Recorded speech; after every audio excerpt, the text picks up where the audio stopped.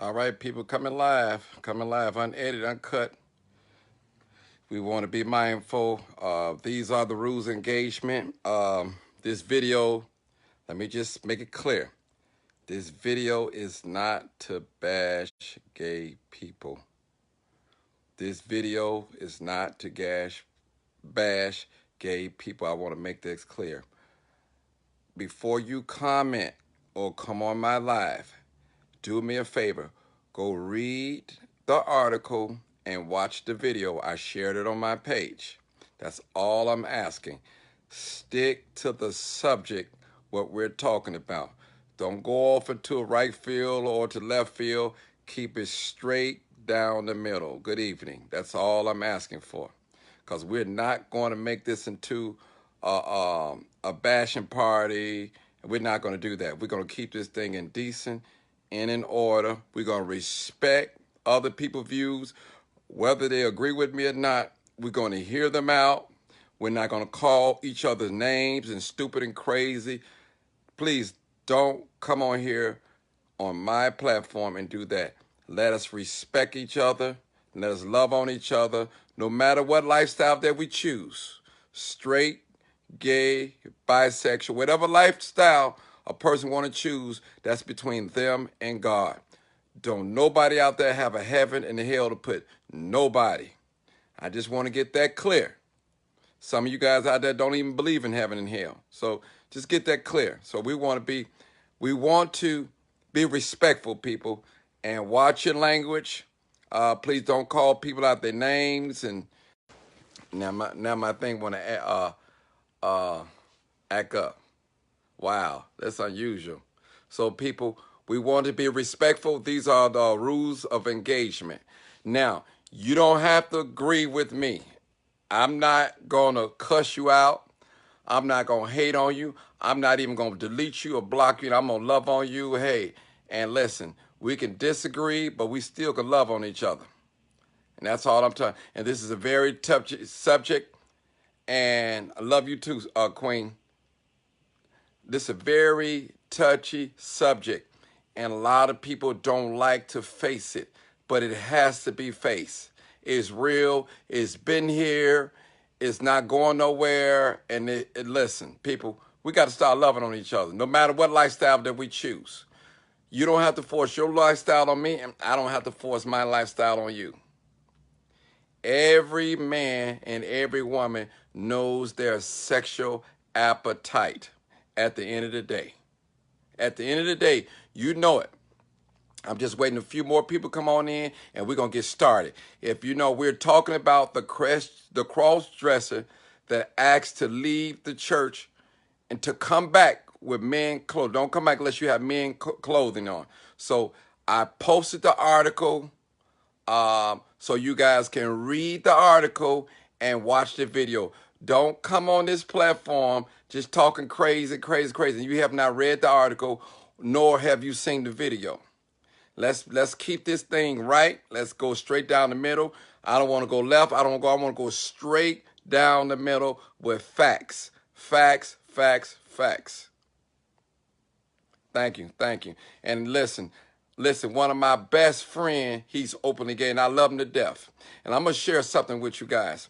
I had a store back in 1996, and an openly gay guy came in my store, in my thrift store. And I got to start screaming all types of, names. I'm not going to mention on live. Start with an H and S and all that. They coming in here and trying, just talking. And so the man came up to me and he asked me, he said, listen, sir. He said, did I say anything to you out of the way? He said, did I approach you in that kind of way? He said, did I look at you like I wanted you in the kind of way? And you know what? I paused to myself. I said, you know what, brother, you right. And I apologize. That was 20-some years ago. We're friends right now today. So you got to be careful what you say and how you say it and who you say it to. Because that brother was 100% right. He was right. He didn't come in that store to flirt with me. He came in that store to patronize a black business. And I insulted him when he came in. And he never denied the fact that he was not in that life. He did deny that fact. But he said, did I say anything to you? Did I approach you? And he was right. And from that day on, I looked at that lifestyle different. You know, I didn't know. So he had to educate me on how to deal with people that's like that. You know, you just can't say and do anything to people because they have a different outlook of what you believe in.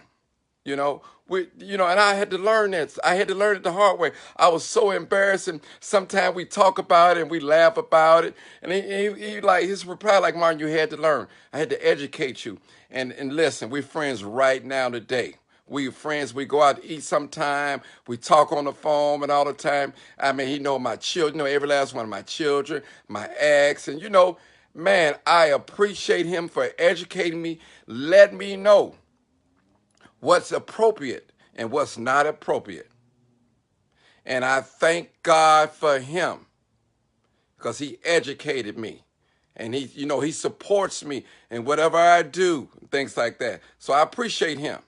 Now, and let's get back to the rules of engagement. For those just came in, we're talking about the cross-dresser and all that. And listen, let's not call each other names because we don't see eye to eye. And if you have not read the article or watched the video, please don't come on my live and start talking crazy because you have not read. We stick to the subject of this particular case. That's all I want to talk about. That's all I want to talk about, the case. I'm not here to bash nobody's lifestyle. That's between you and God. As I said earlier, every man and every woman knows their sexual appetite at the end of the day. You can fool me, you can fool him, you can fool her, but you know what you like. And let's get on with the program. I'm waiting for my first person to come in. Giving them, I don't know if my partner's on here. I want her to come in first, but if she's not here, I would like for somebody to come in and let's talk about this. Please read the article first before you come in and talk about it. Watch the video. I shared it on my page so you guys can read it before you come on live. We want to talk about it. We want to have a good dialogue about it. We're not here to gash nobody's lifestyle. Bash. I keep saying gash. Bash. Nobody lifestyle. We're not here for that. I love on everybody. I love on racist folks. I love on gay folks. I love on straight folks. I love on murders. I love on everybody. God is love. God is love. And and and a lot of people make different comments, and you're right. Maybe he could have did it in a better way. It's a scripture in the Bible said, "Don't let your good be evil spoken of." So we want to break these things down. And I don't want everybody to agree with me. And what I mean by that, you don't have to agree with me to think what I think on this issue. You can disagree with me. I'm not going to block you. I'm not going to cuss you out and say, I'm not even going to call you no names. You have a right to your own opinion, the way you see things. A lot of people view the world different. Like I often said, the way black people view a map, they see lines and stuff like that. The way white people view maps, they look at the whole map is theirs. They don't see lines and dividing lines. There's two different mindsets of thinking. Yeah. All right. Let's see. Somebody waving at me. Now, who wants to come in and say, bring me in? Because I can read the comments now. Say, bring me in. I want you. Now, don't come in unless you read the article and watch the video. If you have not read the article or watched the video, I don't want to talk to you because it's going to go to the right, going to go to the left, it's going to go all over the place, and I want to keep it straight down the middle. Straight down the middle. And those of you, and I have another little testimony. I had joined church, gave my life to God when I was in my teenage years. So I don't have a lot of bad things to say about the church. I know they're doing a lot of bad things, have done a lot of bad things, but if it had not been for the church, I wouldn't be who I am today, believe it or not. So I wouldn't say all my experience with church folks was all bad. I would not say that. God, I have got my foundation through the teachings of the church, my public speaking, my praying, treating people, how to love, how to have a family and things like that. I've gotten all those great jewels through the church. You know, yes, I've had some disappointments with the church, but overall, I'm still here. I still have my mindset.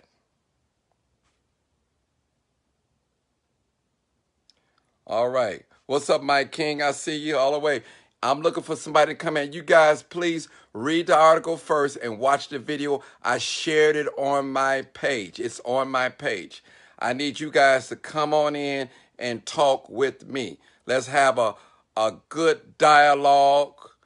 Good dialogue. We're not finna bash gay people and we're not finna bash straight people. We're gonna keep it straight down the middle and speak what we see, how that video went and that statement, and read the article. Somebody said, how do I find the video? Go to my page.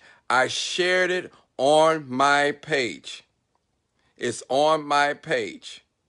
It's about a pastor putting out or asking a cross-dresser to leave. That's what it's about. And we want to talk about that. And I'm quite sure that I have people that's on this line right now, on this live, that's straight, gay, bisexual, and that's okay. I'm going to love on all of you guys, whether we agree or not. Ain't a thing that you can do or say about me, because I'm going to love on you. I'm going to love on you. And I appreciate every person that comes on my platform. I appreciate every person that supports what I'm trying to do in the community. I'm not in the business of tiring men and women down. I'm in the business of upbuilding, uplifting, and pointing them in the right direction and keeping myself straight. And listen, I tell y'all people, I don't have a heaven or hell to put nobody. Trust me. All right. I'm waiting on my first person to come in. And nobody said bring them in. You know, hey, oh, somebody said bring me. Okay, brother, I'm finna bring you in. I'm finna bring you in. All right, hold on. Bring the brother in. What's going on here? He said bring. I'm trying to bring him in. Okay, I'll bring the brother. This is one of my Black Power brothers. I'm gonna bring him in, and all I actually respect for each one of them, brother. Hey, brother. What's up, Hey, bro? can I say something before you get started? Okay, I just want to say, let's be respectful, whatever walk of life people are. Hey, speak your mind. You don't have to agree with me, but go ahead. The floor is yours. Go ahead. Hey, bro. Wow, he froze up that fast. I can't hear you. He froze up. He froze up. He froze up. I don't know what happened, people. He froze. It's just like froze. Wow, he probably driving. I don't know. Maybe if I close him out. Okay. Brother, try to hit me up again. That was not my fault. You froze up, so I don't want you to think I didn't want to hear what you had to say. So he can come on back on. Somebody said his flip-flop isn't work. Y'all, let's not signify. I shouldn't be laughing, but y'all stop it. Stop it. Y'all know how these phones are, man. They work good one day and then they don't work a thing, for real. So yeah, his video is video interrupted. Okay, I'm still on live, so I still see people video interrupted. His video is interrupted. So, brother, if you can come back on, I appreciate it. He said, "I want him." He said, "I want him back on." I want him back on too. I want to hear what he had to say. Who else want to come on while we're waiting on him? And so people, let me say this: let us be respectful for whatever lifestyle a person chooses. Whether they want to choose the straight lifestyle, the gay lifestyle, the bisexual or heterosexual, it doesn't matter. We don't have a hell. We're not here to judge nobody. We're not here to bash nobody. We're here to have a straight conversation, straight down the middle, straight up and down, not to the right, not to the left, straight down. Somebody said, Doc, bring me on. Okay, well, I'll bring you on. I'll bring the brother on. Let me bring the brother on. Let me see. I'll bring him on. I'll bring him on. And that's where y'all remember the rules of engagement. Do not be, please, don't get on here. People, brother, how you doing? How you doing? Hey, what's up, Doc? All I'm asking you just be respectful. Go ahead. So I definitely want to. I think the conversation is about Pastor Rockamore and the gentleman who got put out. Yes. Well, I know Pastor Rock. I've been knowing him for a couple of years now, and from his conversations and things that I know of him, he does not strike us to be a guy who doesn't like gays or different things. I use the terminology sometimes, Martin.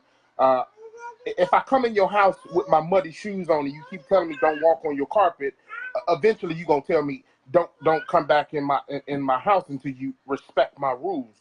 And so I think what happened was that everyone is, number one, taking it out of proportion, right? So we understand that he should have did it in a different way. So we understand that he should have called him after service and talked to him and let him know, hey, this is not going to be accepted until you come back. However, we understand that he did it the wrong way, right? So, but for the gentleman to continue to come to his church dressing like he dressed, I think is kind of disrespectful in a sense. And the reason why I say these things, Martin, is because if you had conversations with him in the past, why would you keep doing the same thing? So now he was challenging his authority as a pastor. I simply believe that the conversations that's going on disrespectfully about the pastor, it's just out of hand. I got one question for whoever wants to continue to do that. What are we gaining by downing the pastor? Is our bills being paid? Are we being delivered, right? You know, and so what it oftentimes thinks, Martin, that the devil wants to confuse us, right? He wants to get us off track, right? And not think about the bigger picture. The bigger picture is that we need to pray for both of them. That's the reality of it is. I mean, we understand that the pastor did some wrong things by calling them out, but the reality of it is, I mean, they both was in the wrong. The gentleman came to the church dressed as a drag queen, and the pastor put him out of the church in front of everybody. So, I mean, does that make any sense? I mean, well, let me say this. Let me say this, my brother. I'm not echo. Let me turn it down, Jeff.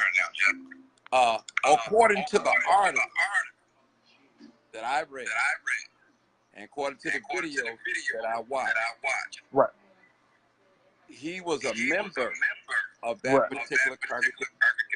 Yes, sir. And also, they had a relationship, not a sexual relationship. No. Relationship. Okay. Right. So, yes, I believe the pastor could have handled it differently. Right. But I understood why he did and why he did what he did. Right. Sometimes, some rebukes has to be openly. Exactly. And some in private. Exactly. So the pastor felt like he was being disrespected, like you think. Right.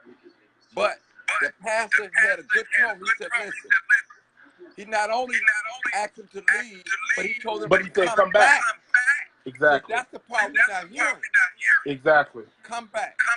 He never called the man a homosexual, nope. gay. He didn't gay bad. But Marlon, I want to also point out to you and also to the other viewers, if you know him and if you've seen any of his lives, he have quite a few. I don't want to use the terminology of gay, but he have open gay. He have them singing. He have them working with him. And again, I know of him, and again, I know his mother and his father. So for them to say that he's homophobe or he doesn't like all that, I mean, that's kind of contradicting, because I mean, how can he judge someone if he have them singing every Sunday? Right. So I think that people are, like you said, you know, blowing it out of proportion. And I mean, this stuff, it got too much. It's just too much. I mean, I just think that the gentleman should have just respected the rule of the house. That's just my opinion. So that's my opinion. I agree with that. Thanks, brother. I'm gonna bring somebody else. I appreciate you. Yes, sir. God bless you, man. All right. God bless you. All right, let me bring the brother in our head first. Okay. I'm looking for somebody that disagree with me. I'm not let me see what's going on. Cause see, I'm not in the business of bashing gay people. I'm not in the business. They got souls too. And they got feelings too. You know what I'm saying? So I'm just for what's right and protocol that's order. My brother, I didn't do it to you.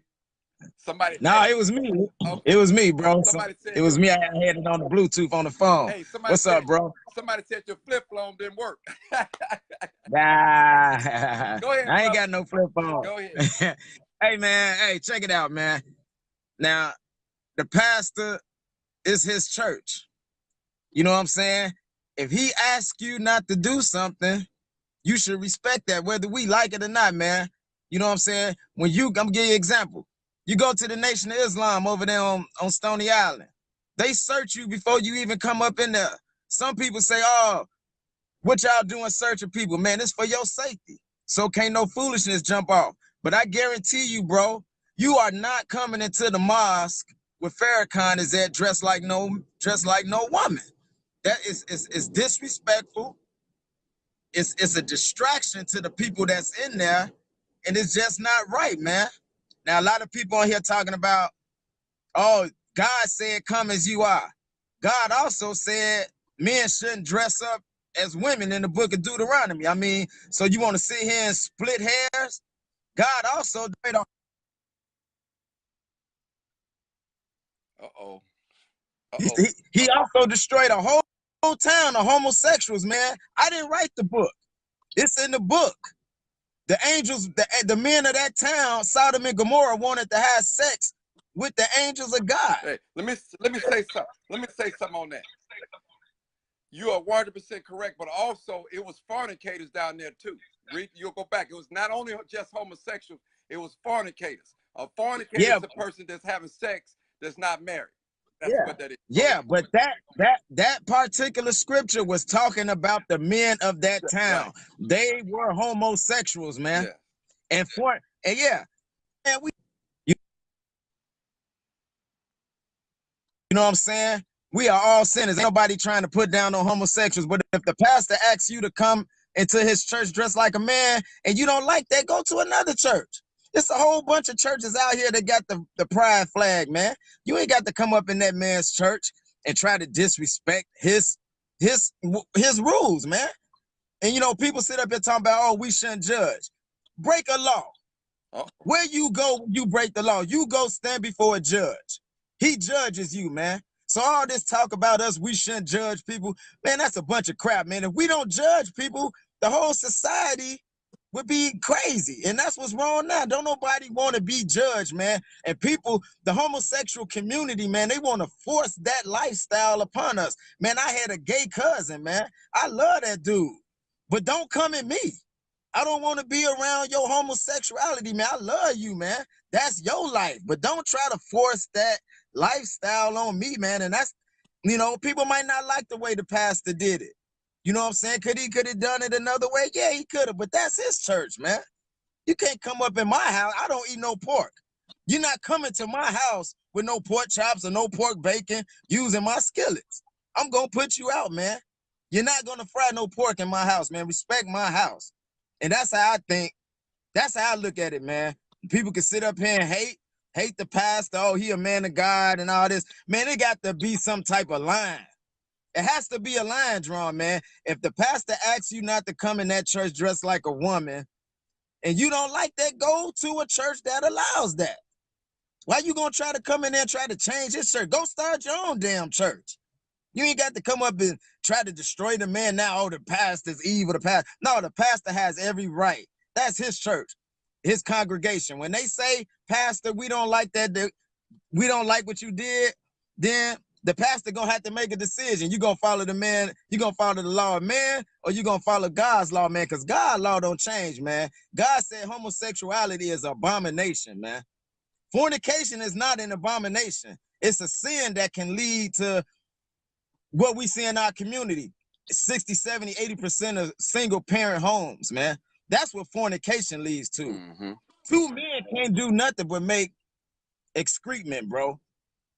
You know what I'm saying? Just to put it in a blunt way. Right. Two men cannot do nothing as far as producing life, man. That ain't my law. That's God. That's in the Holy Quran. That's in the Bible. God do not want a man sleeping with another man. Now, you can choose to do that, but don't sit up here and say God love that behavior. That's a lie, man. God don't want us sinning. He definitely don't want us doing no type of abominations, man. That's just, I mean, I didn't write the book. It's in the book. So y'all out here talking about, you know, don't judge and the pastor was wrong. No, the pastor, I ain't saying he perfect. Ain't none of us perfect, but he has every right to put that man out of his church, man. That's his church. Well, let me say something, brother. Let me say something. Let me just say something in defense of a lot of people. He didn't literally put the man out. He asked him to leave, and he told him to come back. And what I'm not hearing, this guy is a member of that particular church. And if you read the article, they had a relationship. He was dealing with talking to the young man about his sin and all that different behavior. So the pastor, to me, I don't see nothing wrong with it. I mean, I don't see nothing wrong with it the way he did it. That's just me. I'm not perfect. Hey, Cause listen, ain't none of us perfect, bro. Listen, if you get in my car smoking a cigarette, I'm gonna ask you to put it out or get out. One of the two. You got right. And you can't, and I can't nobody get mad. I mean, they can get mad, but you gonna get the hell out. Cause this is my car. This is my house, man. And you know what I'm saying? That's just the bottom line, man. If the pastor asks you that and what you just said, he talked to the young man and the young man still refuses to go, the pastor has the right to put you out of his church, man. Go to a church that allows that type of behavior and everything will be fine. But you cannot come into somebody's house trying to change the rules, man. Yeah. And that's how I feel like this LGBTQWXYZ. That's what I call it, because every year is another letter, man. No disrespect. Like I said, I had a cousin that was a homosexual, man. I love that bro. But I'm not going, man. Don't come at me like that. I'm not gonna hang out with you. You know what I'm saying? But I love you. But I'm not gonna hang out with you. I don't love your lifestyle, man. And I feel like a lot of homosexuals, a lot of people of that community, they are trying to force that lifestyle on us. And if we don't like it, oh, we homophobia. I'm not scared of no homosexual, because that's what phobia means. It means afraid. I ain't scared of that. I just don't want it in my circumference, man. Let me ask you I don't want it around me, man. Let me ask you a question. Since you say you're not homophobic, why won't you be seen with your cousin? I mean, he deceased now. Okay. I'm saying he was like 15 years younger than me. I mean, older than me, man. I'm just saying when I was 15, he was like 25. You know what I'm saying? I'm saying if he was alive today and he like, man, come on, let's go hang out. No, I don't hang out with homosexuals, man. I don't do that. Not to say I wouldn't allow him over my house. Right. And nothing like that. But as far as going out, no, bro. Let me say, let me say this to you, brother. I'm gonna educate you a little bit. Educate you. All homosexuals is not switching and talking feminine. You got some homosexuals that's masculine. Yeah, swole as hell. You won't know they're homosexual. Some homosexuals, only way you would know they're homosexual, unless they'll tell you they're homosexual. Right. So you can't say what you don't hang out with. Just say, hey, if I find out any of my brothers are homosexuals, no, man, I cannot hang out with you no more, bro. It just don't. I don't roll like that. I can't do it, bro. Yeah. I'm not hanging out with no dudes that's chasing dudes. Cause you might be looking at me. You might want to roll a blunt and smoke it with me, and you licking the blunt, and your whole thing is trying to get me. Hey, I ain't going, man. Bro, I am not going, bro. Let me say one more thing, Chief. Every man and every woman know their sexual appetite at the end of the day. Listen, that's right. And I'm gonna tell you something. Where I got all these people on live, I had a friend back in 1996. I had a thrift store on 71st on the east side. A homosexual guy, openly gay guy, came in my store, and I started hollering all types of gay bashing things, And so he approached me, and he said, "Hey, sir, Did I disrespect you? He said, did I look at you any kind of way?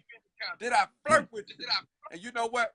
Immediately right there, I apologized because he was right. He said, I came in this store to patronize your business and not to get insulted. Now, he never denied the fact that he wasn't gay, though. But I'm going to tell you something about this person. 20 years later, that's still my buddy. We friends, we talk on the phone. Sometimes we may go out to eat. And I guarantee you, ain't a homosexual dead or alive can say they've been with Martin Johnson. And no disrespect to the homosexual community, because it ain't like he can walk past me and it jump off on me. I have no desire of another man. This is just my testimony. You know what I'm saying? I'm just telling you who I am. That's who I am in the flesh. Right. You know what I'm saying? Right. So homosexual in my eyes is wrong. But I'm loving on everybody. I'm loving on everybody. Because I love you, that don't mean I have to go along with your sins and your wrongdoing. And I understand. And I'm gonna say that. That's brother. right. Peace out, brother. Black power. Peace, bro. Hey, bro, and one more thing, man. I do Uber, man. I pick up homosexuals every day. I'm not finna put you out my car because you a homosexual. Right. Give me that money. You know what I'm saying? But just don't come at me. And I actually had a few homosexuals come at me in my car, and I had to check them. You know what I'm saying? Hey, man, I love women, man. Don't come at me like that. You know what I'm saying? I'm gonna report you to Uber. And it was cut off, bro. You know, I'm not gonna put you out of my car because you a homosexual, but keep it in your area, man. Just don't come at me. And that's all I got to say, respect, man. That's respect. That's peace all right, out. bro. Peace out. Yep. Good dialogue, people. Vera, where you at? Vera, where you at? Yeah. Somebody said bring them on. Okay, I'm finna bring you on. Let me see. I don't know if I can bring you on. Don't look like you no, don't look like what's that? Quavandis Green. I can't bring you on, Quavandis. I want to bring you on. I want to bring you on, brother. It won't let me bring you on. Maybe log out and come back in because I don't see the thing, or send me a request. I'll bring you in, Quavandis. I'll bring you in. Yeah. And I'm like saying, people, and trust me, this live is not the gay bash. I'm not into that. I'm not into that. You know what I'm saying? I'm into loving on people. I'm not into publicly embarrassing people. I'm not into that, people. That's not what I'm about. And all y'all that know me, that's not what I'm about. Yeah. Yeah. So let's see, people. Anybody else want to come in? And I want somebody to come in that don't agree with me. You know what I'm saying? I want to hear the other side. Because, see, if you're gay, bisexual, openly gay, or straight lesbian, you're more qualified to speak on this matter than I am. You know what I'm saying? So I won't argue the fact that you wasn't born gay or you was born. I can't say that. I won't be the judge of that. I can't say that. I can't say nay and I can't say yea. But I know the scripture said, "Behold, I was shapen in iniquity, and in sin did my mother conceive me." Yeah. Okay, here you go, Kiwanis. Okay, I can get you now. Let's see. There you go. You got the flow. You got the flow. Martin. All right, brother. Hey, you know I love you, brother. Hey, you know I love you. I ain't never acted funny. So speak your piece. You ain't got to agree with me, but we still gonna love on each other, though. Oh no, we still gonna love we still gonna love each other, Martin. But you know, I think that my thing is, I don't think that the LGBT community tries to force people to accept them as much as they try to get people not to discriminate against them, right? If we gonna say that being a homosexual is a sin, being an adulterer is one, being a fornicator is one. I agree. One of the 10 commandments is not to lie, not to steal. So I think that you got to treat all of those the same. You can't say, "Oh, I don't like the guy that he a homosexual, but I sleep with other women that I'm not married to." The Bible says that a married bed is the bed of the undefiled, sacred, right? So if you bringing people into your bedroom that ain't your wife, that ain't too much different than that homosexual. All sin is sin. Yeah. That means that we don't discriminate who we don't like, Martin. Right. That means that you can love the person and not like the lifestyle, but you gotta not like all the lifestyles. Right. You can't pick and choose which lifestyle you don't want to like. Now, my opinion on the church situation, Martin, is that I feel like the church is a hospital. The church is a place where you are supposed to go to get healing. Yes. The church is a place where you should never be turned away from, because usually that's the last person's step before they go to killing themselves or something. So I feel like instead of judging a person or putting them out, keep praying for that person, keep pulling on that person, because that young man could have left church, gave up on church, and killed himself. He could have. I agree. Right. So I'm not saying that what the young man did was right, but at the same time, the church has almost become like a hospital who pick and choose who they want to help. Right? It's like having insurance. You go to the hospital, you don't have your insurance, they stabilize you, kick you out. Right? That ain't what they supposed to do. Get me better. If you believe in this God that you preach about, right? Right. You should preach it until it change me. You should pray for me until it changes. Now, I think that the young man might, a lot of times I think that that's an internal struggle. That's an internal thing that boy is going through. And I think to really, you know, like I watched the pastors live. And so the pastor even said a man showed up in shorts and he told the man that he couldn't be there. And I was just like, shorts don't mean you're going to heaven. Shorts don't mean that you're going to hell. It has nothing to do with what you got on, but everything to do with what's on the inside. Sometimes the Bible says that we got to forget about the 99 and go get the one, Martin. And I think that was the chance to get the one. We preaching to them people every Sunday, and they shouting every Sunday, and they supposed to be saved. They supposed to know the way. They supposed to know all of this. They shout, they scream, they run around the church every Sunday. So this was the time to go get the one person that don't really know Jesus. This was the time to go get the one person who again, I get it. You might have talked to the person. They might be, you know, upset or whatever is going on. But I feel like at the same time, Martin, the church is a hospital. We can't put people out the church. We have got to, Bible says, whosoever will, let them come. And if you can show me where Jesus put people out the church, then I would be okay with it. But if you can't show me where Jesus put people out the church, and it's his church, we shouldn't be putting them out. I don't think that the pastor, you know, was discriminating against homosexuality, because he clearly said he wasn't. I think that like some churches, they have these dress codes. When I was growing up, men couldn't wear earrings, right? But earrings didn't mean that I was going to heaven or hell. It was a look, it was a mind thing. So I don't think that the pastor was discriminating against homosexuality, and he says that he wasn't. I think he wanted the guy to come in clothes that was more respectable to the church setting, that wasn't a distraction to service, because that can be a distraction. Yes. But at the same time, I think that when people are going through things in their mental, they don't think the way that we think. They don't talk the way that we talk. And if you ask everybody what a man looked like, Martin, everybody got a different opinion of what a man should look like, talk like, dress like, sound like. And that's, you know, what has happened in church is, I don't think that they're saying, oh, no, you got to accept me because I'm gay. But they also saying that you shouldn't discriminate against me because I am. If I'm going to kick, and this ain't to do with that pastor, but this is other places. If I'm going to kick the homosexual out, right, then I got to kick the fornicating drummer out. I got to sit the assistants down and the armor bearers to sleeping with everybody in the church. It got to count for everybody. That's true. We can't pick and choose. We can't say, okay, I'm going to sit the homosexual down, but the guy that carry my Bible sleep with all the women in the church. And it's okay for him to do that because he's not a homosexual. So I don't think that they want to make you feel like they're imposing their lifestyle because everybody has their opinion. But I do think that at the same time, wrong is wrong, and it's got to be wrong across the board. That's true. Everybody.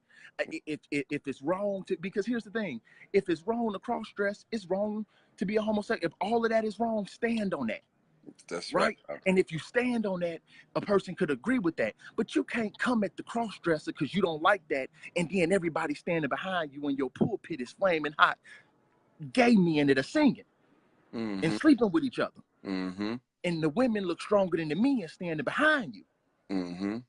Huh? The women behind you look stronger than the man you put out the church. Sit everybody down. Treat everybody the same. And the one thing that I don't like with pastors, but this is just my personal opinion, is sometimes instead of always humiliating the person and calling them out, how about you just preach the word and let the word do the work? Because God be the God that you serve. And that word be the word of God. That word should be enough to change any sin that walk in that door, Martin. Wow. Preach the whole Bible, because it say it cut going and coming. Yes, sir. Yes, sir. That ain't what I said. That's so I don't think that they always want, to make excuses. But if you look at life, Martin, everybody do that. Like a gay person to sit there and they'll talk about the fornicator, and then when they get talked about, they be mad. I get it. But as the church, we gotta be an example. Yes, sir. We gotta be an example. And the only way to be an example is to be fair to everybody. Yes, sir. To not discriminate against nobody. That's, to let you know agree. that sin is sin. I don't care if you my wife or my mama. Sin is sin. Sin. Yes, sir. You my mama, I love you, and that's still a sinful life you live. Yes, sir. You get what I'm saying? It's gotta be fair for everybody. And I think what happens is pastors live such an open lifestyle, and they live under a microscope almost like celebrities, Martin. Yes. So that the minute they criticize somebody will go back and find the pastor dirty socks from 20 years ago. And they'll throw it out there, and we shouldn't have to go tit for tat for each other. This is God's church. This ain't my church. This ain't your church. This ain't the prophet church. This ain't the bishop church. This is God's church. And I get it. You say it, it's an abomination. Like the last man said, I'm not gonna argue with you on that. But sin is sin. Yes, Sodom and Gomorrah was destroyed because of all sin. That just happened to be the more prevalent sin in the city. Right. It was, hey, if you read that scripture, it talks about fornication too, about Sodom and Gomorrah. It wasn't just homosexuality. It was more sin. That just happened to be the more prominent sin, but it was more sin than that. And I think that that's the problem with the church, is we have become like these, it's like Cook County, and then it's like UIC. We pick and choose who we want to take. We pick and choose who we want to heal. We pick and choose who we want to pray for. And oftentimes we cover the ones closest to us. Right. And we'll attack the ones who ain't got nothing to do. But that's what I'm saying. You can't do that to people. I think that, yes, the young man probably should have. But in my head, I look at it from this perspective. If he wasn't getting something that you were saying, then just maybe he needed a little bit more prayer. Don't give up on him. You get what I'm saying? Don't give up on him. Do not give up on them. Why? Because that's when we lose them. Everybody else in the church proclaim to be saved. They shout every week. They foaming at the mouth and rolling in the floor. Go get that one. Go get that one that don't know them. Go get that one. Matter of fact, go buy them some clothes. Don't stop trying. I don't think as pastors, as elders, as preachers of the gospel, I don't think you get a right to stop trying. You don't get a right to give up on people. Your job ain't to give up on them. I don't care. You supposed to love them when they don't love themselves. That's it. Preach, brother. You supposed to love them when they don't know what the love. How they gonna know what the love of God is if you don't love them? If you putting them out, so they not accepted by their mamas. They not accepted by the world. They not accepted at school. They not accepted by the church. Just love on them. Just love them. And if you love them, you know what Carlton Pearson once said when he went from being a Pentecostal preacher to preaching this inclusion gospel, right? He was on with like the Jamal Bryans and these big bishops. And he said, if God be the God that you serve and this God that you talk about, just pray for me and let him change me. Let him change me. And so I think that, the biggest problem is, I'm not saying that you can't preach, but I'm just saying you got to preach the whole Bible. All of it is sin. Love everybody the same, because guess what? I don't see you putting the deacon out the church because the deacon sleeping with the wives. I don't see you putting that homosexual choir director out the church who's directing the choir. I don't see you putting the homosexual trustee out the church, or the lesbian elder out the church who come in church more masculine than all the men. I think that you have to love on everybody. And yes, there does have to be a standard. There does have to be a certain level of respect for the church and for the house. And at the same time, I don't think as preachers we give up on them, though. You don't give up.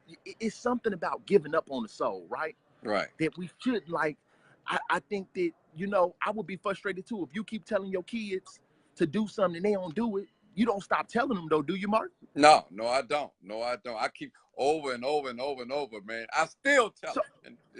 So I get it. The boy, yes, you had a conversation. Yes, the boy didn't do it. Yes, the boy was a member. Yes, he knew better. Here's the thing.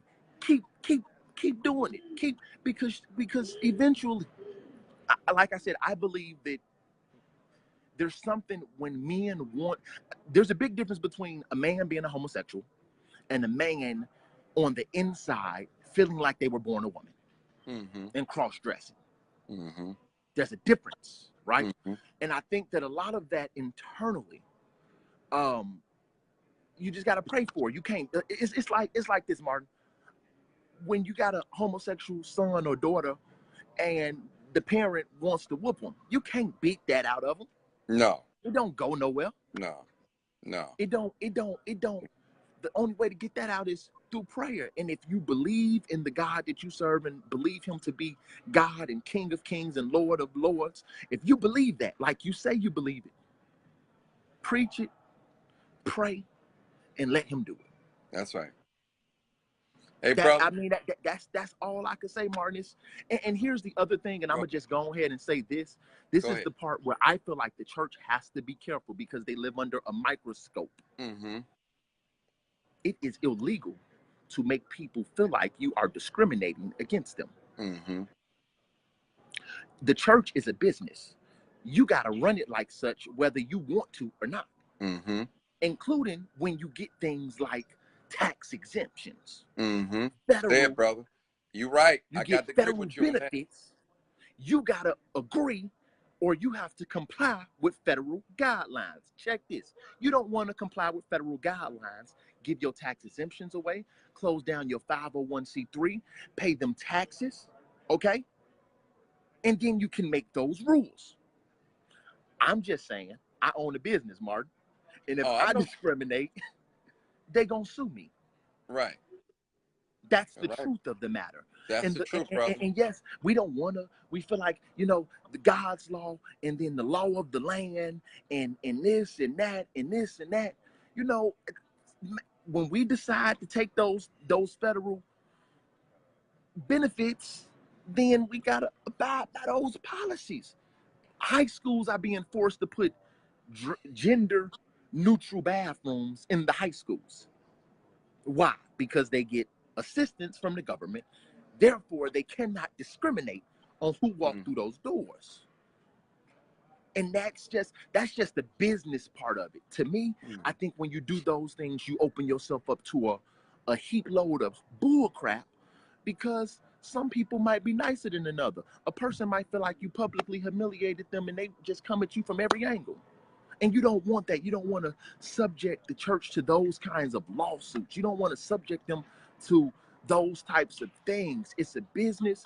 And like I said, at the end of the day, I just feel like personally it could have been handled better. I feel like your job is not to give up on them, Martin. And like I said, even like the other man said, you know, one thing that bothered me was he said, you know, you won't hang with homosexuals. Let me tell you something. As long as I've been living, Martin, it's a lot of people that in this fight, you know me. I know you. You know I know you. In this fight, Martin, it upsets me because what's the difference with hanging out with the homosexual to my left and hanging out with my homie that'll screw my wife to my right? Uh-oh. Y'all hear him? You gotta be fair about this thing. Everybody that's homosexual ain't, hell, let's just be honest. Some of these women don't want these no good men. The men don't want them. You just can't throw that off on somebody or assume that's a person's cup of tea just because they like whatever it is they like. Yeah. Jesus ate with the sinners. Yeah. He went to where they sinned. His disciples weren't perfect. Again, if somebody can show me biblically, we know it's wrong, we agree to that, cool. Then show me where Jesus went and put them people out of the church. Where he told people they couldn't come to worship. Where he rejected the sinner. Bible says, whosoever will, let them come. And with that, Martin, that's just my 2 cents. Like I said, I think the pastor is entitled to his beliefs. He's entitled to, you know, I just think that it could have been handled differently. And that's for a plethora of ways. Business, lawsuits, PR is just bad PR on the church, right? And then it makes it seem like all pastors are using the church to lash out against homosexuals. The pastor clearly said that this is not an attack on homosexuals. He did say that he asked the man to follow a rule 2 or 3 times, and the guy didn't follow the rule. But again, I just don't think you give up on him. Right. So I agree with that point. That's Hey, man. That's just me, Mark. I appreciate you, man. Hey, I appreciate everything you said, man. Hey, you made a lot of sense. You brought out a lot of things, made me look at different things and stuff like that. But let me say this. For those that out there that gay bash and things like that, every homosexual don't want you. Every lesbian don't want you. They have types. Some of the like straight people. Like straight people got types. Homosexual and lesbian people, they have types too. So don't discriminate for being their friend and things like that because of their lifestyle. That's not good. That's not good. That's what I want to say. Martin. All right, peace out, man. Peace out. All right, man. All right, Vera, where you at? Let me bring Vera in. I'm gonna let some more people come in too. Vera, where you at? Vera, where you at? Where you at, Vera? Yeah, we said a whole lot up in here, didn't we, boy, people? A whole lot. And, you know, and that's why I like to have little dialogues. I don't do it all the time. I like dialogues like this, you know, and, you know, where you can hear both sides. You can hear where people see things different. We all see things different, you know. Knowledge is power, people. We got to learn how to respect. Just like I tell some of my white friends, black people, we're here to stay. We're not going anywhere. Racism exists, but we still have to get along. Yeah. Well, my partner, Vera, I want to see she ain't on here. So where you at, Vera? You got to type it in so I can see you now. Because it's a lot of stuff going on up in here. A lot. Okay, let's see who this one to come in. Let's see. I'm trying to see. Where is Vera? Yeah, people are real quick to judge others and all that.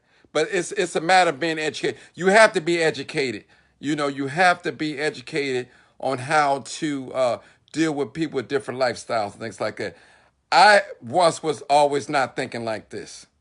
You know, I mean, you know, some people just homophobic, and it could be something in them that they're afraid of. You know, you just don't know. You know, just don't know. Okay, Vera, what I need you to do, Vera, is to go in the close out and come back in, because I don't see that little invite me sign up there. Do that. Okay, do that for me. I don't have a add key. Just X out of the live and then come back into the live. Then do it that way. I think that'll work.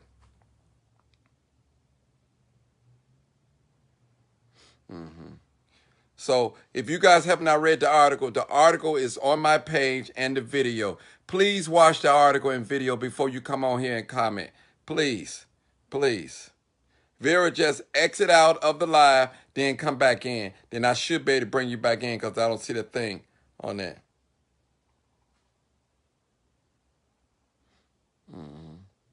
And remember, some of you guys, okay, Vera, it's Vera, right? I got that, Vera. Been a member of a church, so you don't know how church do things. Go ahead, Vera. I don't need to talk. Go ahead. Wow. When I tell you this is live and uncut and unedited. Let me say this first. And I've not had an opportunity to listen to everybody. I've been kind of running around. But I want to say this. He that is without sin cast the first stone. Ooh. That's the first thing that I want to say. So if we're here and we're judging the pastor for his sin, or if we're judging the gay guy for his sin, then we're all in the same boat. And the reason I say that is because even if I speak for the pastor, who is a man that is not sin free, we have to stop putting the pastors on this pedestal and thinking that just because they have the title of a pastor, that they're still not human beings humans be coming and they've not arrived yet. They're struggling with their sin just like the next man or woman. Mm-hmm. That's the first thing. So I dare not judge that pastor for, first of all, his mistake and thinking that that is his church. That's his mistake. And I believe that right now he probably realized that that's actually not his church. That's God's church. And he was chosen at this point, at this appointed time, to be the leader or the head man in charge. So that's the first thing. And he had rules and regulations, and he wanted people to abide by those rules and those regulations. Let's not put the pastor to death for that. Mm-hmm. That's all I'm saying.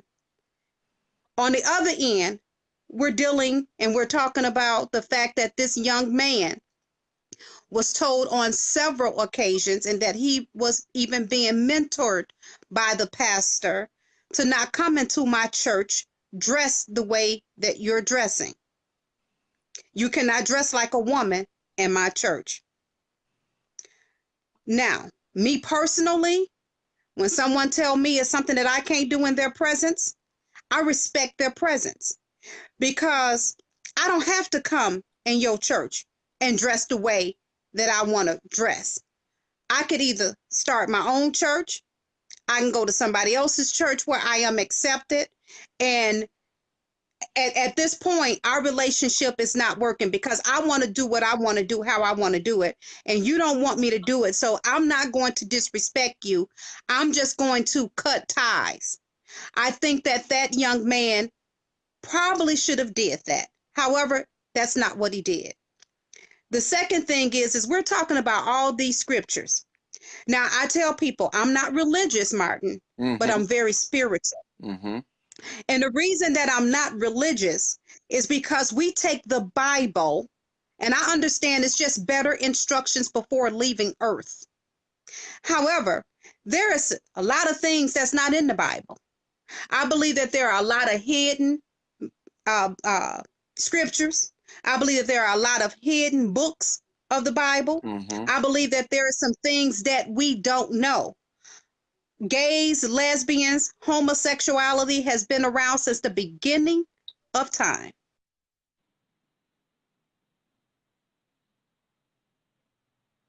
Oh, what happened? Paused. I don't know. I saw the pause button. Somebody paused me. Go ahead. So I didn't pause. I said something. My hand's right here. I didn't pause. No, I saw pause on my end. Oh, okay. So I'm sitting here looking like, okay, God, did I say something? God said pause for a second, but let me pause, because I literally just got a pause message. Let me pause and say this. Again, people, let's not be so quick to bury people for their mistakes. Let's not be so quick to judge one way or the other. But let's take the bigger picture that's missing out of all of this, which is love. And let's see how we can apply love right now to each individual. Because I believe the pastor right now is hurting just as much as the young man that was called out in front of the church. I believe that. And I believe that while we're saying that the young man could be suicidal, he could be this or he could be that, so could the pastor. Because we're talking about two individuals that are both sinful people. None of them are sin-free. Neither one of them. And the best thing that we could do is try and what's the word? Try and love on them both right now in this time. Try not to judge either of them in this time. And the last thing that I want to say about homosexual people that's dealing with gays and lesbians and down low or whatever to call it. let's get them off of our agenda. Let's stop pointing them out, because while you pointing them out, first of all, those are somebody's children, and you just can't keep pointing people children out. You can't keep criticizing folks children, because I bet you, I'm willing to bet you $10 to a bucket of crap, somebody on here, you got a son or daughter, a niece or a nephew that's a gay or lesbian, and you love them with all your heart, regardless to what their sexual preference is, and regardless to what we want to say or believe, God is going to have to judge them. It's a lot more things going on in the world than for us to continue to, and I don't want to say bash, because I don't think the pastor was bashing him. I think the pastor was just kind of beating himself in the chest and saying, these my rules, this my church, and you're going to do as I say do. And I believe that was the tug of war, and the cross-dressing just happened to be the tool or what was used, if that makes sense, because it could have been something else. He could have had this debate with one of the women that wanted to come into church with stretch pants on. But I believe that this topic here is just one that's so near and so dear to people's heart that it's taken a different platform, as if it had been just a girl that came into the church with some stretch pants on and the pastor had to put her out. So again, I'm not going to throw stones at either one. I'm not going to throw stones at that pastor. I'm not going to throw stones, especially at any gay or lesbian person, or how they choose to live their lives, because none of us are without sin, and none of us can cast that stone. That's just what I believe. I'm not going to take up much time. I appreciate your platform, Martin, and thank you for sharing this very delicate topic. Yeah, it definitely is, Vera. It definitely is. And that's, I didn't want to make this platform out of a gay bashing or things like that. And I just want us to have an open dialogue like we're doing, call nobody names and things like that. And I noticed the young man's name was Antoine. His name is Antoine.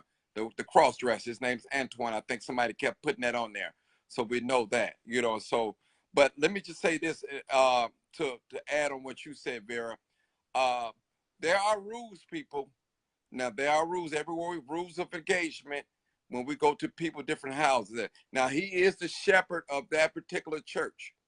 Anything that go wrong in that church, they're going to hold the pastor responsible. You get what I'm trying to say. So that pastor is the overseer of that flock, of all those members, whether they be saved, straight, heterosexual, don't make no difference. Those are his members.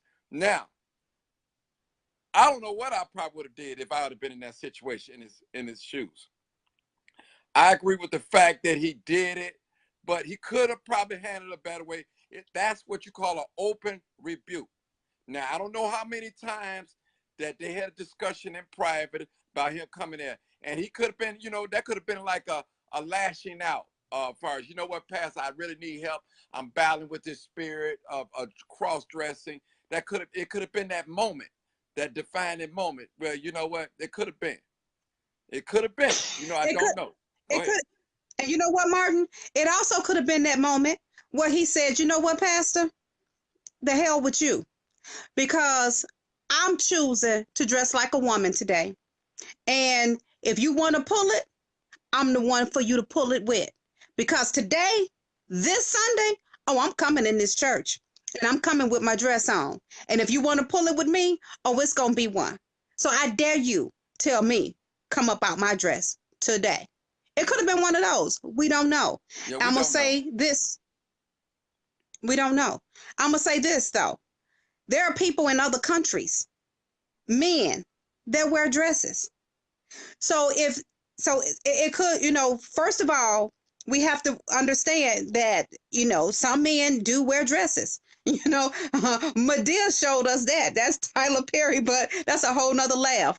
But the other thing is I see somebody said something um, to you, Martin, and I want to address this. I don't know if it's a joke or not, but Martin, don't block me.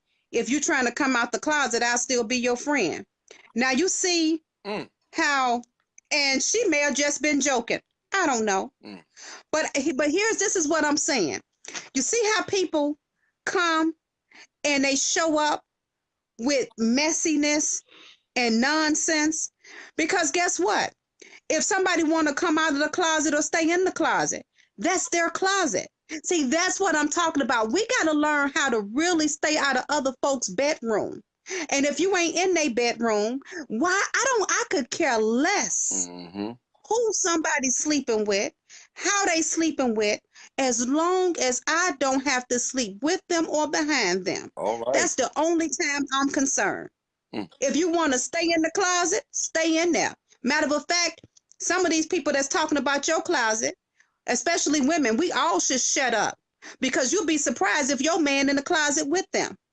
You around here looking at somebody else, telling them, do you want to come out the closet? But they may be in the closet with your husband, your baby daddy. Wow. And then you get in that closet and be surprised. And I'm just being honest. Well, I done learned how to just say, let people do what they do and let us all stay in our lane, because he without sin needs to be the one that cast the first stone. And ain't none of us going to be casting no stones. Let me say this, Vera, and I'm going to say it before God and before man.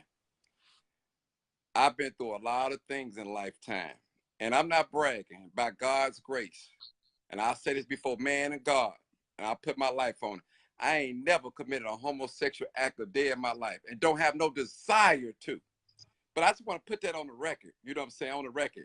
And you can't bring a man dead, a gay man, dead or alive, say they've been with Martin Johnson in any kind of sexual way. But since you want to know what's going on in my bedroom, but I thought I'd put that out there. And I'm real respectful. And they may be joking. I don't even know who that is. It may be somebody that's joking. But I'm just like even if it's a joke, right. I'm just saying, because somebody may not know it's a joke. That may be your sister, your cousin. I don't know who she is. It just may be a family joke, but somebody may not know it, and they may take it and they may run with it. So I just wanted to address it. I appreciate it. I definitely didn't see either way it go. And matter of fact, I love you, sister or brother, whoever you are, and I'm not gonna block you. I'm not gonna block you at all. I'm gonna show you how I'm gonna love on you, but I'm not for no mess. And my platform was not built on mess, and my platform is not to tear down people. It's to uplift people and build people, and that's what I have done. And that's what I'm gonna continue to run as it is, as I've been doing. Thank you so much for that, Vera. Go ahead. And then I'm looking at him and say that I used to like Vera. She's rude. Now, Selena, let me ask you a real crazy question. How is it that you can come on somebody's platform and say that they're gay, or they can come out the closet and you'll still be their friend? And then you say that you used to like me. Selena, I'm going to tell you something, sweetheart. I don't even know you. So you liking me or not liking me has nothing to do with anything. I'm too busy trying to please God that I cannot use my time or my energy in pleasing man or woman. Because I know, Selena, that you would cheer with me on one day, and I know that you would troll me or throw darts at me the next day. So forgive me, sister, for not even knowing who you are. And I was not trying to be rude to you. I was simply addressing what you had said. And I even made myself clear is to say that maybe you were joking. I don't know whether you were joking or not. That could have been just between you and Martin. But because I saw that, I wanted to address that just in case somebody else came along and they wasn't joking. Let us stop burying people before their time. Let us stop saying and coming on people's platforms to do and say things to hurt people. Let us stop doing that. So, Selena, I'm going to make this about you. You wanted some time and try and bring that person on. And that you used to like me, but I'm rude. I am who I am. Take me for that. or you can leave me, and I won't even know the difference. I want to bring her on. She said, nigga, he might be trying to come out. I want to bring her on. I want to bring her on. I'm going to bring you on, Selena, so you can talk. Be free to talk. I'm going to show you. I want you to talk. I want you to come on the platform. I want you to come on. Take me off. Okay, I'm going to take you out, Viv. I'm going to bring Selena on. Yeah. I want you to come up. Come on, sister. Speak your mind. Now, I ain't got nothing to hide. Nothing. I'm going to show you how God's grace is in me. Come on. Let the world see you. Since you want to come out, you don't want to come on? You come on now. You decline? Oh, no. Come on. Come on. I'm not going to block you. Come on. But anyhow, anybody else willing to come on and talk? Selena, come on. Don't talk about she, about me. I'm asking you to come on live. Come on live, sister. You afraid? You commented? You saying things? You don't know me.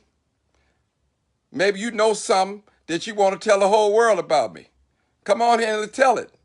I invited you to come on. You didn't come on.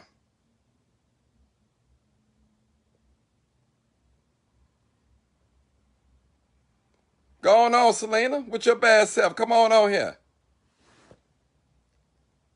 One thing about me, listen. I love being black, and I can respect black people. Go ahead, brother. Hey, Martin. How you doing? Fine. I've been listening, and I want to tell you something you told me when I was going at it with people on Facebook. Don't get at any energy. Okay. Don't get at any energy. You know who you are.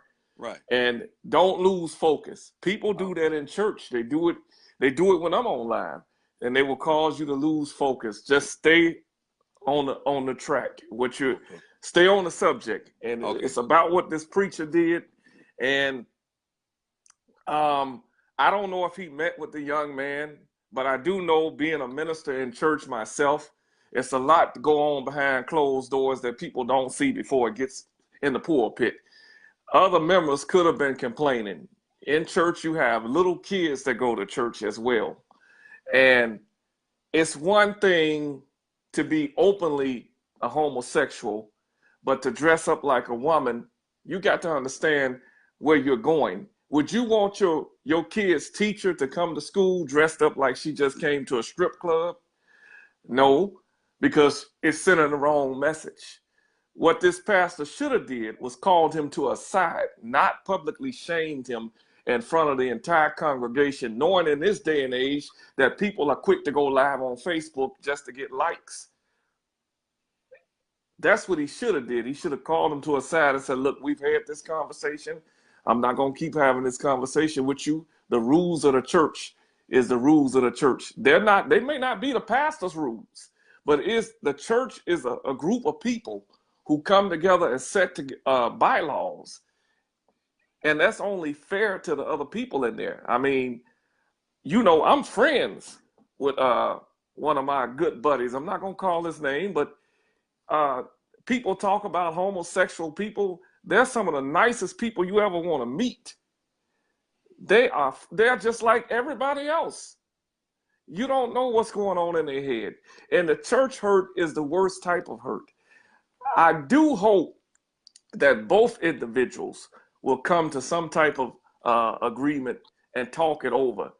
I do hope that the young man, if he feels that he needs to leave the church and go to another church. But if that's where he feels where he can find God at, that he can come to some type of understanding that the pastor don't want him dressing like that. The pastor didn't insult him. He simply told him to go and change and dress like a man and come back. So it's a hot topic I'm not going to get on anybody's side. I would just say that he should have pulled him to a side and addressed him instead of doing it in front of the whole crowd. Yeah, right. Let me ask you a question, Mark. I read the article, and that it was some counseling going on between the two. They did have a relationship, not a sexual relationship. Antoine, that's his name, and the preacher and the pastor. They had a relationship, and he was dealing with him on cross-dressing and things like that.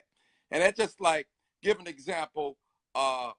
Say like I'm battling with being a drunkard. You know what I'm saying? Right. And I've been going on. I've been 4 weeks straight, 4 Sundays straight, and I come to church drunk.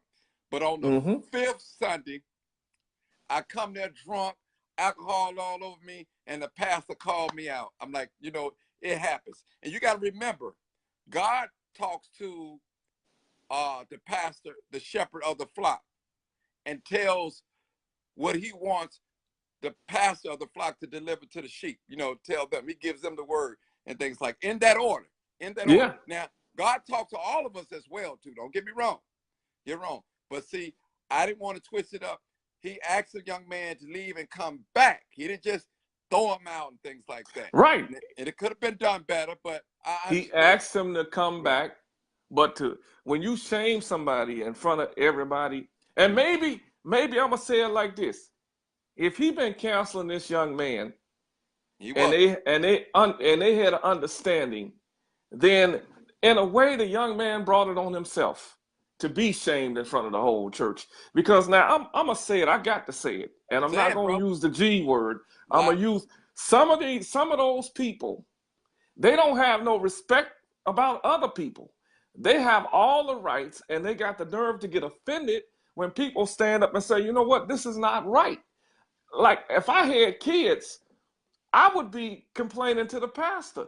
You know, I got little kids in here, and they don't need to see this. I don't want them to see this. And you'll probably tell me, don't bring them to church. No, they got a right. I got a right to bring my kids to church just as well as that person got a right to come to church. Those people need to start respecting the rights of other people. I don't believe in beating them up. I don't believe in calling them out. They already know who they is. It don't make no sense to call somebody gay that's openly gay. They don't care. They're openly gay. So calling them gay is not going to offend them. This guy probably felt like, you know what? Hey, I got my constitutional right to dress like this. The church has its own constitution as well, by the way. They have their own laws. No, you don't have the right to come in there and go against that church bylaws. You know the laws. The pastor has been counseling you. Now, obey it. I mean, it's just like somebody coming up in there doing crack. And the pastor said, look, you can't be smoking that up in here. And you continue to do it. Is it not his duty to tell him you have to leave? Put that out, go change. He didn't say, get out of my church and don't come back. He said, go change into some clothes, some man clothes, and come back. That's all he said. And how is that offensive? And the real reason why it's blowing up, because again, it's on social media, and people who are homosexuals, they get offended when you say anything. I've had homosexuals to try to come on to my young models, hitting them up and harassing them, and I had to address them on it. And because I addressed them, they reported me to Facebook, so I couldn't message nobody. It's not fair. And this society don't have no respect for people who are not living that lifestyle. Somebody said it earlier, that they're trying to force that lifestyle on other people who don't want it. You should not have the right to force it. And our government kind of screwed up a little bit, but I get why the government did what it did. I got you. I get why the government did what it did to prevent people from getting beat up. Remember that gay guy that got attacked in Texas, how he got killed? I get that. But one of the flaws in that is you're going to force people to change their lifestyle to accommodate other people.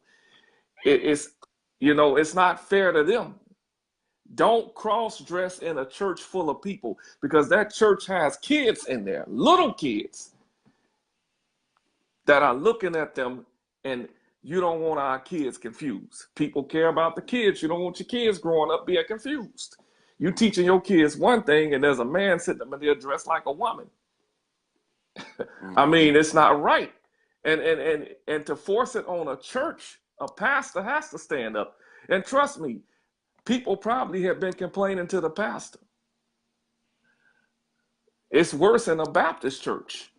Some preachers will call you out. They will publicly humiliate you. They will tell you to leave. There's another church for you. One of the churches that I belong to, My pastor said he will not allow a gay minister to sit up in his pulpit. And he said that with authority. And I'm like, well, how would you know he gay? Let me say something, Marcus. That's my point. Everybody that's gay is not around here switching and talking feminine and blinking and winking and blowing kids. Listen. And throwing themselves on you. Right. They're not. Right. Whatchamacalling, people, you know, whatchamacalling, who I was work with in photography, right. People was asking me stupid questions. I said, I didn't know so-and-so was that. And he told me what he was, and he told me how he became to be what he was. Right. But you can't assume because somebody is friends with somebody. And that's where I draw the line at. A friend is a friend. It doesn't matter what their sexuality is. Yeah, if you friends with a gangbanger or a pimp, does that make you a pimp? Does that make you a gang? The church is a house full of sinners, and everybody in there is a sinner. But the brother should have known better if the pastor warned him. And the pastor warned him, and he felt that he had to call him out because he wasn't getting it. And now he gets it. And now he should know not to come in there like that or respect the rules of any church that he go in. Because some of these other churches might not be so easy. I know some of these Black Baptist churches, traditional Black Baptist preachers will literally call you out and tell you to leave out of their church. Even if you don't pay their tithes, even if you don't do certain things. An old lady got called out for eating in the pulpit one time at a church that I was at. I ain't gonna call her name, but you know, these are some of the things that go on in the church, and we got to learn to respect each other in order to get along with each other. I think that, you know, I don't see it was really no wrong in here. If the pastor counseled him, he should have known better. Right. And according to the article, he did.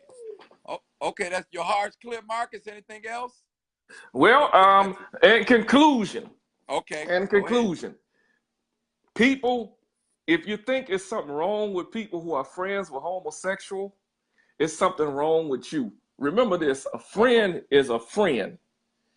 And I'm friends with one, and I didn't even know, he don't throw his lifestyle. We talk photography. He doesn't put his lifestyle out there. He's a great individual. And for those of you who are homophobia, you go to Starbucks or McDonald's or any place or restaurant, it might be a homosexual cooking your meal. Are you not going to eat it? It might be a homosexual operating on you. Are you not going to let him operate on you to save your life? It might be a homosexual that you call for help, you know, police officers. It goes beyond everybody. You know, anybody can be a homosexual. The fireman, you're going to get burned to death because the fire department, the entire engine company are homosexuals. You're going to not let them save you? So you ain't no better than the Ku Klux Klan. Hey, so other words, you saying you never know who's who, huh? Right. You never know who's who. So, and who's to say that the pastor might not be that way?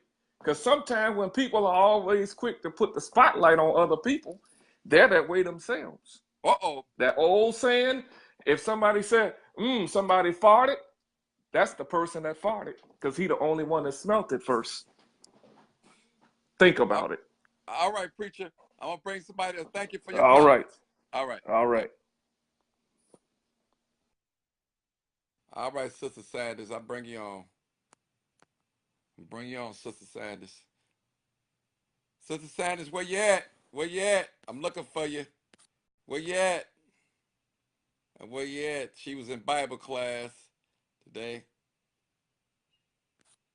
Yeah. Where you at, Sister Sanders?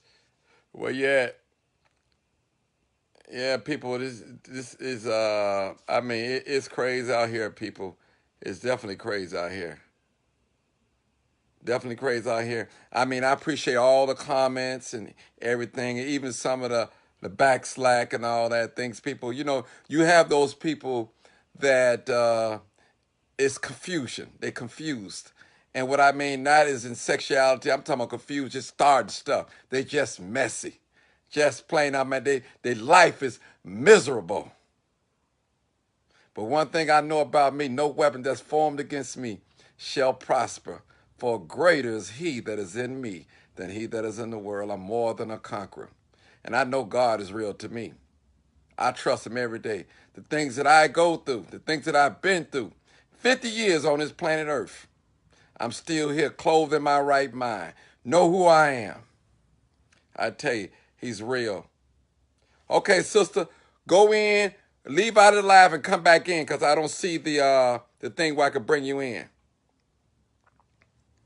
Yeah.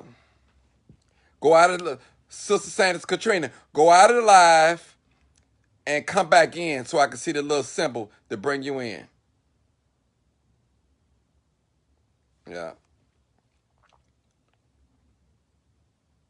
It's still not showing up, Sister Sanders. Okay, this is what I need you to do. I need you to exit out of the live, then come right back in the live. Because it's not, it's a little symbol that I don't see on your name. So exit out of the live, you know, refresh your page and come back in, come into the live. And that should do it. Oh, TJ, I'm gonna bring you in, TJ, then. Okay. Have you be the closeout. You'll be the closer. I'm bringing you in, TJ. I'll bring you in, Mackenzie. I'll bring you in. I'm bringing you in. Sister Katrina. Hey, hello. Hey, what's going on? What's up, Uncle Martin? What's up? All right. Hey, the world is yours. Go ahead. Now, look, Uncle Martin. Now, in the church, you know, it's a lot. You know, now you know it's like it's a lot of different people that's in the church, as far as straight, gay, bad, whatever, whatever they is. But just now hearing about the video and seeing the video and everything on Facebook, so I had made a post earlier and was like, who was that pastor? Rockmore was talking about at his church who was cross dressed at the church. So everyone started tagging a boy name in, and his name was on here, Antoine Haywood or something like that. He made a post and was saying like at the church or where he was at, the church on 71st and Western, I think. He said he wasn't dressed up as a cross-dresser. That's just how he dressed. They say he's a member at the church, and they say if the pastor told him before, I guess don't come to the church like that. But I feel like, I'm not trying to down nobody or like talk about no pastor like that. I just feel like that if you dress yourself like the way you dress, I feel like he should have never, stood him up in front of the whole church and said what he had to say in front of the church. Like, to me, I think that was like an embarrassment. And then, that's just my opinion. No matter, what nobody, say or think. I just think that's my opinion. I feel like he should have put them to the side or told, him in private, how, what he, do expect at the church, or, what was his expectation in his church. But that's why a lot of people, the church should be about love, and about love and stuff like that. It should be about down nobody or talking about nobody. Like they always say, the church people is the worst ones. But I feel like he should have, did everything in private, said what he had, said it in private. And that's why a lot of people be, committing suicide and stuff like that. I'm just saying, Uncle Mark. I'm just saying. Go ahead. And stuff like that because, they don't got nobody to really love them. Some people ain't got no family or nothing. I'm just going another way. Some people ain't got no family, and they feel like church is their home. They, they second home where they should go and be loved and not being judged and stuff like that. So it's like that. That's probably the way he dressed. I mean, nobody should be judged about what they got on and stuff like that. So it's like, I don't know. Like, it's a lot of stuff you can say. It's a lot of stuff you can't say. I mean, that's just his church rules, though. His church rules. But I feel like, he shouldn't be judged about, what nobody will. Like, they already say, come as you are, or whatever like that. But I inboxed him and told him that, because I think Baby GCF supposed to say something about it. I don't know if he had an interview with them yet. But I said I was going to talk to him about it and, see what he said. Because a lot of people were tagging him in the post and saying, giving their opinion and saying that it was wrong for him to, stand him up in this aisle they felt like it was disrespected. So what you think? I just hope in and seen your caption. So that's why I'm like, let me go on here and say what I gotta say. Let me say this. Nephew. If you reach out to him, have him to reach out to me. Okay. Okay, if he responds back to have him reach out to me, and I'm not in the business of judging people, I want to know his side. Right, I know Uncle Martin. I know. That's why I hit you up. I said, let me go Uncle Martin live and see. Cause I just got on Facebook and seeing you live. But like I said, the church should be about love. It shouldn't be about judging nobody or down on nobody. That's why a lot of people leave churches and go to another church home. And the pastors, I don't get it. The pastors be talking about the people go to their church who dress like this or who gay, and they got people in their choir gay. Like, it's a lot of gay people in the church. Like I said, nobody shut down nobody about nobody in nobody's church. I mean, that's how a lot of people leave the churches and go to another church. It just be a lot. But, I mean, church is about, I see the comments, church is about being the truth, but I don't know. Mom, I just like it was disrespectful. But I'm going to let everybody else get on here and say what they got to say. But I'll hit you up, Uncle Mark. Okay. All right. Hit me up. All right, Sister Sanders, I'm going to let you close us out. I brought you in. All right, Sister Sanders, one more time. This is the last time. Exit out, refresh your page, and come on back on in, and you should be here. You should be in. Yeah. Exit out one more time. One more time. Yeah. Selena, I'm going to ask you one question. It's okay you talked about me. I don't have a problem with that. But any guests that come in, don't disrespect the guests. Please don't do that, okay? Now, you said what you said about me. I'm not going to block you, things like that. That's cool. But when people come on my platform, don't disrespect them. You're no better than nobody else. So do me that favor. Your personal comments about any guests that come on my page, keep that to yourself.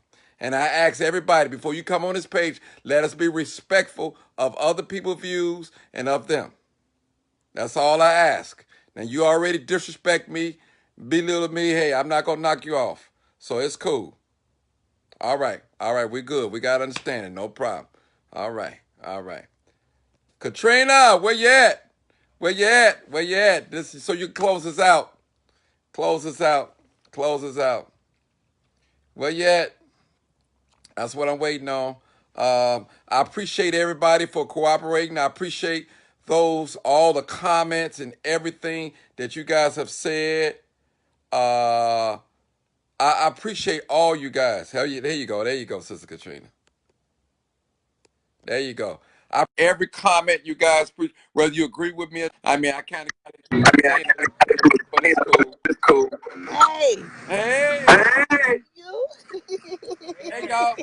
Listen, y'all don't know. This is Dr. Sanders, the evangelist. Go ahead. Hey, hold on. Give a shout out to your husband. Pastor Sanders. Hey, Mira, he right there. He's driving. He All got his out. Hey, tell him much love, respect. He gave me the green light to call his wife anytime I need to talk to her. So I appreciate that. Like brothers and sisters. That's like all right. You know, Martin, as we talk about this, let me first say this. Our right to live on this earth is just as it really is. We have family members, we have cousins, children, whatever, that choose to live alternative lifestyles. I want everybody to go to Google. I want you to type in chapter 13, right?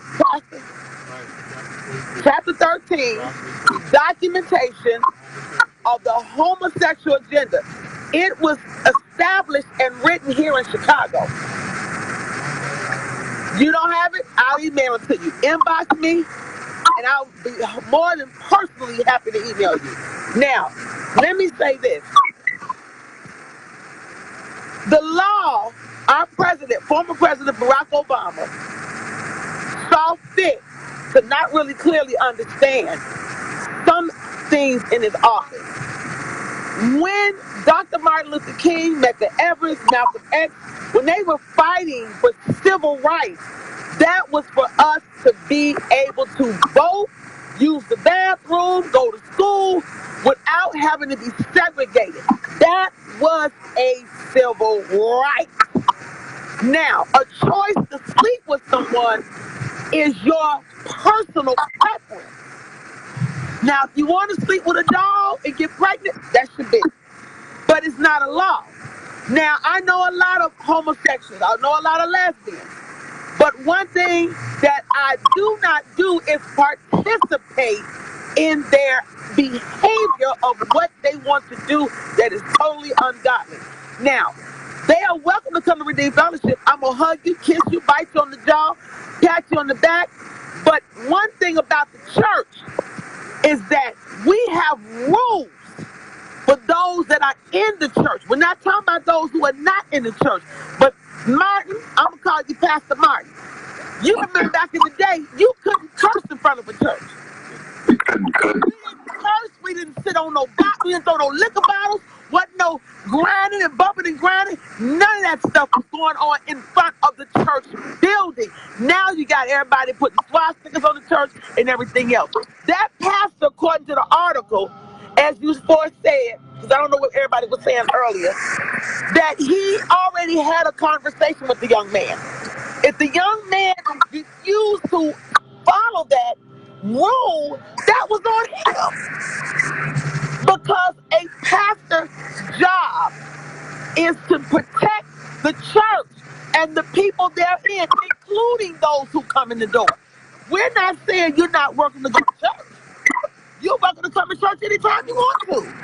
But what you cannot do is what I don't agree with when it comes to the LGBTQ community is that you would tell us that we as believers have no right and your right is greater. No, we all have rights beyond the circumstance. I have cousins that are full-blown lesbians, love her to death. I saved her life when she was a baby. I think I told you about that, Mark. Mm-hmm. She married a woman. She said, cuz, I know you're going to judge me. I'm not judging you, baby. I didn't create you, first of all. But I know whatever happened in your life caused different things. I don't know what it was. My prayer is that we love everyone. As the young man said before, you got homosexuals that's serving you in Walmart, in the five and dimes. I mean, all over the place. They're not wearing a at McDonald's. But if you know the church house to be a sacred house, if you want the church house to remain holy and separated, then you should respect that of what God. Jesus dealt with a lot of people. And he did healing. That's what Jesus' job was. But if we start telling the church we'll turn over to what we're doing to make us comfortable, then what we're telling God is, forget what you're talking about, it's what we want that's important.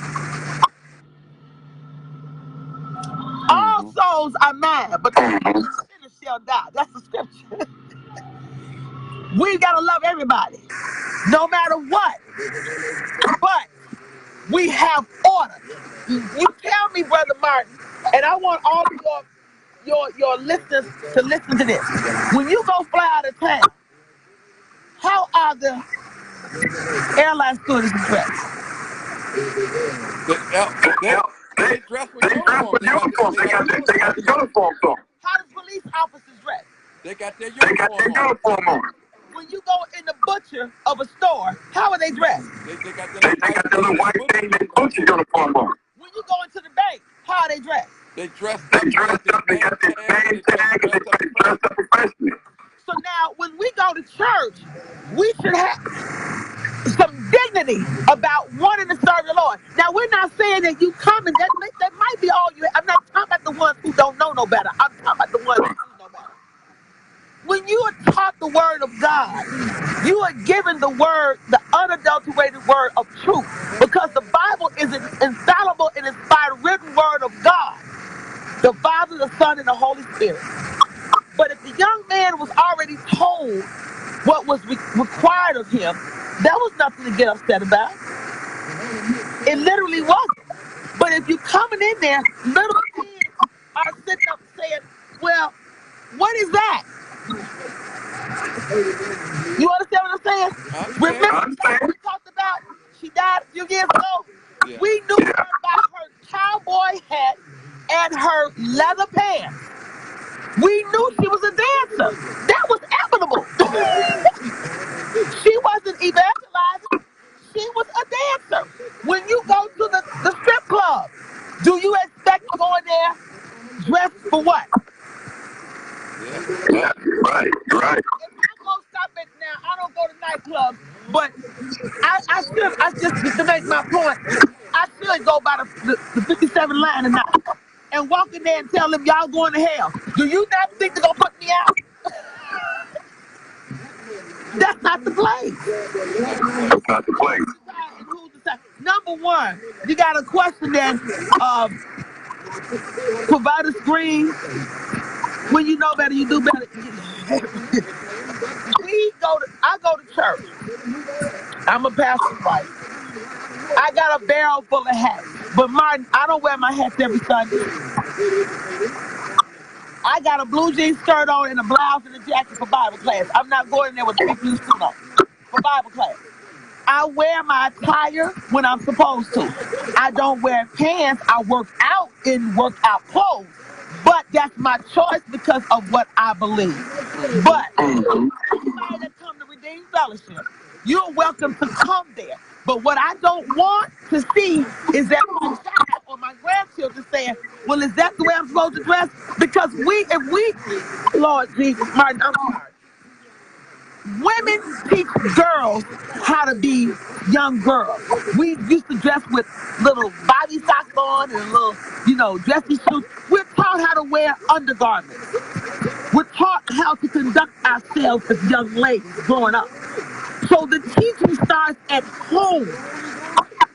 You can come to church, but have some respect of how you come. If you just gotta wear pants because you got off of work or something like that and you stop back, honey, then come on in and get the work. That's the most important thing, is your soul. Your soul is important. Yeah. You're not judged on your attire, but your soul is important. That's the most important factor that matters to God. But the church still has decorum. I have not seen the Catholic Church change their priestly attire yet. The ministers dress in what? K-socks. I haven't seen a pope out of uniform. I haven't seen a bishop out of uniform. There are decorum.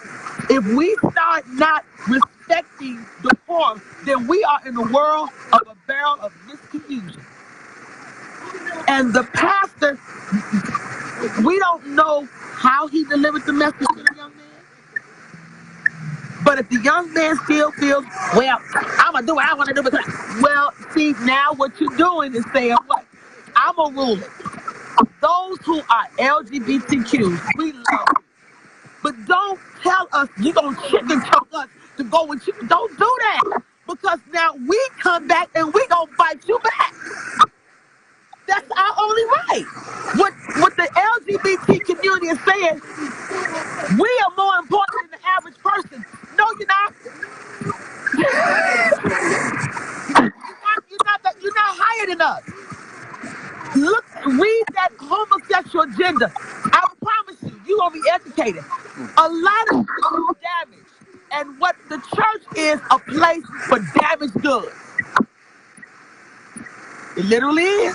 It literally is. It's for damaged goods. So if they're sick, what does the Bible say? Let them come. If you have been raped, molested, violated, come to those who love you. One thing about my pastor, I can say this, let me leave husband off. We open a door for those who are wounded. We don't want no perfect folks. We want some wounded people. Why? Because we want to get you into the word and what Jesus Christ is saying, but his Father was the one that started this thing. One thing you don't want to do is make God angry with you for disobedience. The pastor pastor set the tone.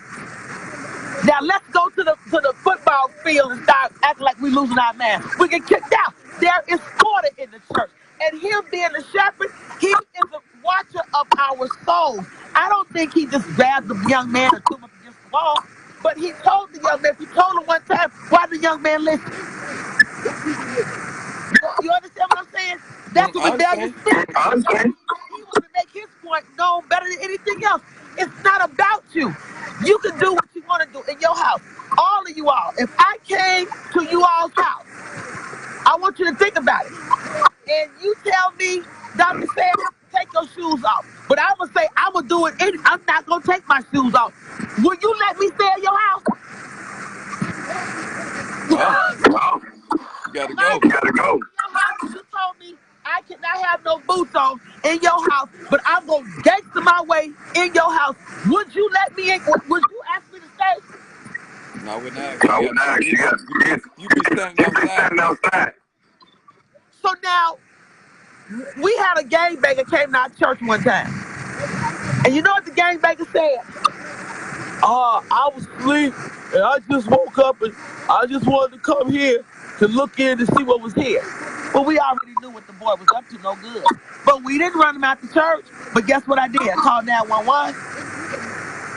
Because when you come into God's house saying you looking around, why are you looking around at the old church? We ain't got nothing up here. But we didn't kick him out. You follow what I'm saying? The young man didn't no more. The police came, we let the other church know next door, and the other pastor come to find out. He remembered the young man. We didn't run him out. But if you're sick, you need help. It's okay. It's okay. But if the pastor says, listen, respect God's house, you have to respect God's house, because you're not going to go to work in it looking this kind of way. And you're not going to do what you want to do in anybody else's house. The church is open for those who need a word to help them, to get to the next day, to learn how to. We got so many children messed up that now you got writers and authors writing books telling children you can be gay. Get out of here. Now that's forcing wrongness on a child.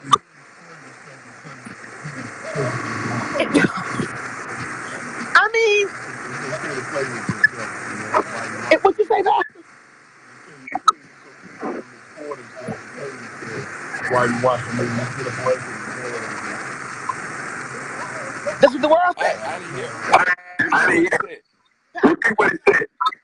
They say it's okay for your child to masturbate in your presence. Just throw a towel over. Wow. That's real talk. That's for real. That's what the world says. And the high schools have LGBTQ group sessions. Wow. They starting babies like that. I'm serious. So now what you saying to God, see, if you really know the Bible, why did God get rid of Sodom and Gomorrah? Pastor Martin? I said homosexual, fornication, all that. So now if God says this ain't gonna happen, why do we keep challenging God on his word? The word already judges you. You don't have to judge nobody. The Bible already judges you. What does the Bible say, Brother Martin, Pastor Martin? For the wages of sin is death. Romans 3:23. But the gift of God is eternal life. So we're not killing no homosexuals. We're not throwing you in the garbage. I love you. Oh my God, I love you. But I will not parade with you in the march. I will not put on a rainbow. I'm not doing none of that because I'm not a part of that. One thing that I fear the most, I don't fear man, I fear God. And if I know that two people should not be together and you want to be together, bless you, honey. But I'm not going to do that. Because am not going to dishonor God. I fear God. Every time we do stupid stuff, guess what happens, Martin? We catch it. I'm tired of catching stuff behind people that know they wrong. Now, Barack Obama, I love him. I love him, but I don't like his thinking. A lot of things he did I didn't agree with. But I respect him. But we have children. We have children. The pastor wasn't judging Tiffany. He was giving him, Tiffany, let me ask you something. If I told you, Tiffany, when you go in my bathroom, take the shoes off because I got white plush carpet. Will you take the shoes off? I want you to understand, it's not judging. They may not feel like carpet or just might do that to clean that carpet up. And so carpet costs a lot of money to clean. But if you dishonor what the man of God says, what I'm understanding people to do right now is they want the pastor to say, follow me, do what I want to do, compliment what I want, do it how I feel. It's about my feelings. I'm into my feelings right now. I mean, if we're doing what we feel, then what is the purpose of going to church?